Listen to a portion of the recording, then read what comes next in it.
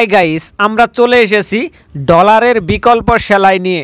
আজকে আমি আপনাদেরকে দেখাবো ডলারের নতুন এক কৌশলে গিট ভরাট দিয়ে কিভাবে ডলারের ঘরটা ভরাট করা যায়।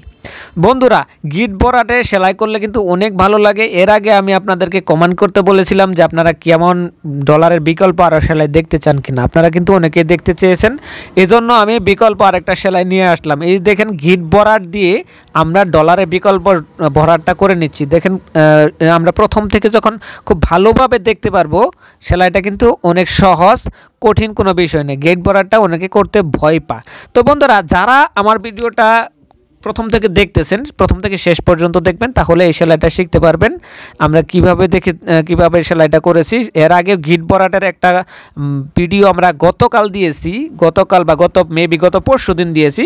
সেই ভিডিওটাই কিন্তু এটা একটু ব্যতিক্রমভাবে ওইটা পাতার মধ্যে করা হয়েছে, এটা শুধুমাত্র একটা রাউন্ড ডলারের বিকল্প হিসেবে করা হয়েছে। বন্ধুরা, আপনারা যারা আমার এই ভিডিওটা আজকে প্রথম দেখতেছেন তারা অবশ্যই আমাদের ফেসবুক পেজ থেকে দেখে থাকলে ফেসবুক পেজটাকে ফলো করে দিবেন, আর ইউটিউব চ্যানেল থেকে দেখে থাকলে ইউটিউব চ্যানেলটাকে সাবস্ক্রাইব করে দিতে ভুলবেন না। আমরা দেখতে দেখতে অলরেডি সেলাইয়ের শেষ পর্যায়ে চলে এসেছি। শেষ পর্যায়ে আমি আপনাদের সকলের সুস্বাস্থ্য এবং দীর্ঘায়ু কামনা করে এখানে বিদায় নিচ্ছি। আমি শাকিল হুসাইন।